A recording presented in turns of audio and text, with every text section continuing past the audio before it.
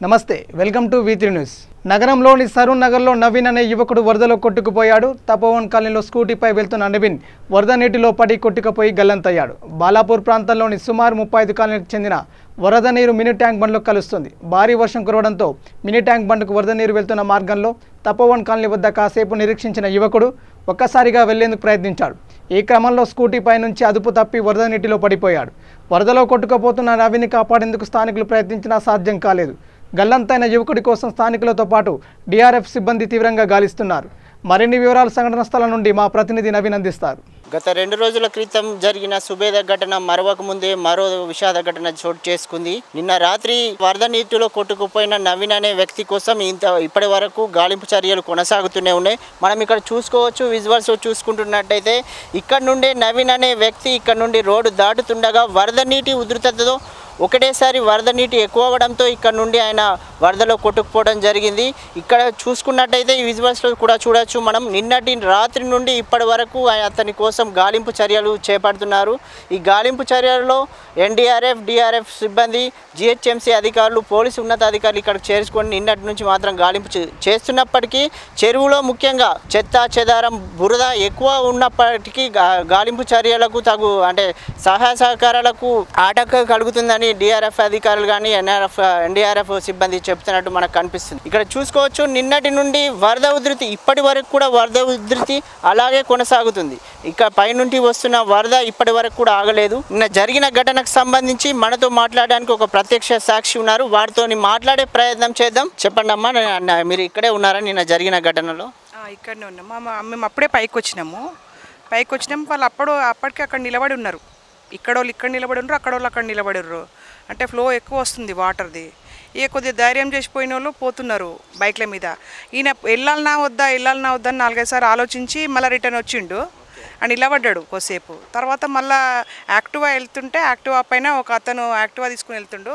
ఒక అతను మధ్యలో ఉన్నాడు, తను నెట్టుతున్నాడు వెనకకించి. ఆ నెట్టుతుంటే ఇంకా ముందుకు 2 వెళ్ళిపోయారు.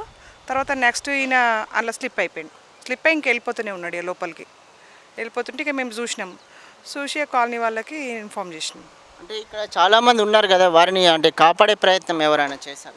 చేసిర్రు. అక్కడికేం చేసిరు, ఇక్కడికేం చేసిరు, కానీ మధ్యలోకేం వెళ్తుంది కాబట్టి అది కాపాడడానికి ఎవరికి లేదు. ఎవరు కాపాడినా అది అందులో మిస్ అవుతారు. అంటే చాలా ఉంది ఫ్లో, అసలు అది కాపాడడానికి కూడా వీలు లేదు. అక్కడ ట్రై చేసిరు తీయడానికి. అంటే ఈ వరద నీరు ఎక్కడి నుండి మనకి ఇక్కడ ఇంత ఉధృతిగా పారడానికి ఎక్కడి నుండి వస్తున్నది వరద? ఇది అక్కడ బైరామల్ కూడా మెయిన్ రోడ్కి నుంచి వస్తాయి. ఇక్కడ నాలా ఉంది, రోడ్ నెంబర్ 6లో నాలా ఉంది. ఆ నాలాలకించి వస్తాయి వాటర్, ఇక్కడికించి వచ్చే వాటర్ కాదు. చెరువు నుంచి మాకు అసలు చెర్ల వాటర్ ఒక్క డ్రాప్ కూడా రాదు మాకు వాటర్. ఇక్కడ ఎక్కడికించి వచ్చే వాటర్. ఇప్పుడు వర్షం ఒక 5 minutes పడ్డది అనుకోండి, వస్తూనే ఉంటుంది వాటర్. ఒక 2 days వరకు ఫ్లో వస్తూనే ఉంటుంది వాటర్. అంటే డైలీ వర్షం పడ్డప్పుడల్లా మీకు ఇలాంటి ఇబ్బందే ఉంటుంది? సేమ్ ఇలాంటి ఇబ్బందే ఉంటుంది. అంటే మీరు అధికారులకు ఎప్పుడు ఇలాంటి సమస్య ఉందని అధికారులకు చెప్పినాం, చాలాసార్లు చెప్పినాము. వచ్చిర్రు అధికారులు, చూసిరు, పోయినరు. ఎలక్షన్స్ టైంలో వస్తారు, సరే మేము చేపిస్తాము అని అంటారు. ఇక వస్తూనే ఉంటుంది. మా కాలనీ వాళ్ళు కూడా చాలా పట్టించుకొని చాలా తిరిగిరు దానికోసము. అవుతుంది శాంక్షన్ అయిందని చెప్తారు. ఇంతవరకు ఏం దానికోసం చర్యలు తీసుకోలేదు. అంటే ఇప్పుడు నిన్న రాత్రి ఎన్ని గంటలకు జరిగింది ఈ ఘటన? 6:30 ప్రాంతంలో జరిగింది. కరెక్ట్ 6:30. అప్పటి నుండి అధికారులు అప్పుడు మీరు ఫోన్ చేసి ఇన్ఫార్మ్ చేసినప్పటి నుండి అధికారులు వెంటనే వచ్చారు. వచ్చిన టైం నుండి ఇప్పటి వరకు గాలింపు చర్యలు సాగుతూనే ఉన్నాయి. నైట్ 3 o'clock వరకు చేసిర్రు. మొత్తం బోట్లతో మొత్తం అంతా చూసిర్రు, ఏం కనిపించలేదు. మళ్ళీ మార్నింగ్ నుంచే స్టార్ట్ చేసేసారు. 6 o'clock నుంచి స్టార్ట్ చేసారు మళ్ళీ. అంటే బురద ఇంకా ఆయన ఆచూకీ లభించకపోవడానికి కారణాలు ఏముంటాయి? అంటే బురద ఉండొచ్చు. ఆయన ఎంతో దూరంలోనైతే వెళ్ళలేడు, ఇక్కడిక్కడనే ఉంటాడు అని మా అంచనా. ఎందుకంటే బురద ఉంది చాలా, దానివల్ల గిట్ట ఇక్కడనే ఉండొచ్చు. మరి ఇదే ప్రాంతంలో ఉంటాడు, అంత ముందుకైతే వెళ్ళాడు. ఒక 5 minutes వరకు చూసినాం తనని మేము వెళ్ళేటప్పుడు. ముందు వరకు వెళ్ళినాక కూడా తన తల పైకి లేపుతున్నాడు. కొంచెం ఏం అరుపు అట్లా ఏమి, ఇక్కడ అందరు అరిసేదే వినిపిస్తుంది. ఇంకా మేము పైన ఉన్నాం, మాకేం వినిపిస్తలే. చేతులు పైకి ఎత్తుతున్నాడు, తల పైకి అనుకుంటూ ఇంకా అట్లనే వెళ్ళిపోయాడు ముందు. స్కూటీ అతను వెళ్ళిపోయాడు. స్కూటీ అతను ఎంబడి ఇంకో అతను తను వెళ్ళిపోయాడు. తిని వెనుకకున్నాడు, వాళ్ళని నెట్టుకుంటూ వచ్చిండు. సపోర్ట్ తోటి వెళ్దాం అనుకుండు ఆయన. ఆ సపోర్ట్ తోటి వెళ్దాం అనుకుంటు కానీ వెళ్ళలేకపోయిండు. సార్ చెప్పండి సార్, దీనిపైన నిన్న జరిగిన వరద నీటిలో ఆయన నవీన్ అనే వ్యక్తి సరునారు చెరువులో కొట్టుకుపోయిన ఘటన. గత 2 రోజుల క్రితమే సుబేద అనే అమ్మాయి కూడా ఈ వరద నీటిలో ఇలాగే వర్షం పడడం వల్ల 2 రోజుల్లో ఇలాంటి ఘటనలు జరగడం పైన మీరేమంటారు?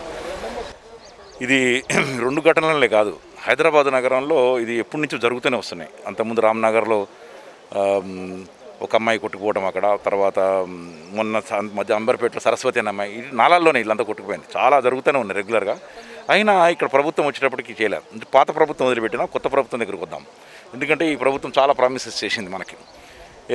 దీన్ని ఎంత విషనగరంగా మారుస్తామన్నారు. బట్ ఇట్ బికెమ్ ది విషాద నగరం నౌ. ఆయన వెనిస్ చేస్తాడు. వెనిస్ అంటే నదుల్లోంచి ఉంటాయి, ఇళ్ళంతా పక్కన ఉంటాయి. Now it's happened. ఈ హైదరాబాద్ అంతా అలాగే అయిపోయింది. అంటే నేను ఈ ఒక ఇన్సిడెంట్ కూడా కాదు, దీనికి కారణం ఎవరంటే ఇది ప్రభుత్వమే. ఇది ప్రభుత్వ హత్యలేవి. మొన్న జరిగిన సుమేధ అమ్మాయి చనిపోవడం కానీ ఇవి కానీ. ఎందుకంటే డిజాస్టర్ మేనేజ్మెంట్ అంటే అయిపోయిన తర్వాత రావడం కాదు. ఇప్పుడు చూడు, డిఆర్ఎఫ్ వచ్చింది, ఇది డిజాస్టర్ రెస్క్యూ ఫోర్స్, ఇంకోటి ఎన్డీఆర్ఎఫ్ వచ్చింది, నేషనల్ డిజాస్టర్ రెస్క్యూ ఫోర్స్. ఇవి వచ్చేసారు, పనిచేస్తున్నారు. ఇప్పుడు పోలీస్ డిపార్ట్మెంట్ వచ్చింది, ఆర్డీఓ వచ్చారు, ఎంఆర్ఓ వచ్చారు, పోలీసులు, జిహెచ్ఎంసీలు రాత్రి నుంచి దాదాపు 700 మంది పనిచేస్తున్నారు. చాలా బాగుంది. బట్ వాయ్ ఇది జరక్క ముందు కనుక ఒక మనిషిని సెక్యూరిటీ పెట్టుంటే సరిపోయేది కదా. వాయ్ GHMC not taken proper care. Somesh Kumar గారు ఒక స్టేట్మెంట్ ఇచ్చారు, 2-3 రోజులు భారీ వర్షాలు, అతి భారీ వర్షాలు, బయటకు రాబాకండి. తిండి ఎవడు పెడతాడండి వాడికి? ఇది నవీన్ బాబు ఎవరైతే చనిపోయాడో ఆయన డైలీ ఎలక్ట్రికల్ వర్క్ చేసుకునే అతను బతకాలి కదా, పిల్లల్ని పోషించుకోవాలి కదా, భార్యను పోషించుకోవాలి కదా. ఎట్లా బయటకు వచ్చాడు? నీళ్ళలోంచి వెళ్ళాడు. అక్కడ ఇంత వరస్ట్ ప్లేస్ ఉంది. అక్కడ చూస్తున్నాం కదా, ఇప్పటికి కూడా దాదాపు 18 గంటల నుంచి నీళ్ళు ఆగలే. ఇది దాదాపు 4-5 రోజుల నుంచి ఏదైతే వర్షాలు పడ్డాయో అన్నీ నడుస్తూనే ఉంది ఇట్లాగే. సో ఆ టైంలో కొంచెం జాగ్రత్తలు పడాలి. ఇటువంటి ఏరియాలు చాలా ఉన్నాయి మన దగ్గర, చెరువులు చాలా ఉన్నాయి. చెరువులు చుట్టుపక్కల కాపాడటం కానీ, డ్రైనేజ్ చెక్ చేసుకోవడం కానీ, సెక్యూరిటీ కానీ ఇవి పెంచాలి. ఇది పెంచకుండా ఎల్ఆర్ఎస్ మీద కాన్సన్ట్రేట్ చేసి ఎల్ఆర్ఎస్ వసూలు చేసుకోవడంలోనూ, డబ్బులు దండుకోవడానికి, వీటికి మాత్రమే సీరియస్నెస్ ఉన్నారు. కానీ ప్రజల యొక్క క్షేమాన్ని పట్టించుకునే పరిస్థితి లేదు. ఇప్పుడు కేటీఆర్ వచ్చిన తర్వాత కూడా మొత్తం మారుస్తా అని చెప్పన్నాడు. ఏమైంది? ఇప్పుడు వరకు జిహెచ్ఎంసీ ఎలక్షన్ల కోసం మీరు డబుల్ బెడ్రూమ్లు కథలాడుతున్నారు. ఇది కాదు, ముందు ప్రజాక్షేమం పట్టించుకోండి, ప్రజలను పట్టించుకోండి. ఇటువంటిది ఇంకొక ఘటన జరగకుండా చూడండి. సుమేధ చిన్న పాప, ఇప్పుడు ఈయన మీద ఆధారపడ్డ వాళ్ళు ఉన్నారు.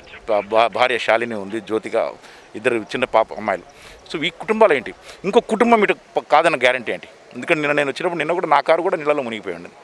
అందరికీ ఆస్తి నష్టం, ప్రాణ నష్టం, డబ్బులు నష్టం, ఇళ్లలో సామాన్లు పాడవుతున్నాయి, పప్పులు బెల్లాలు కూడా కారైపోతున్నాయి.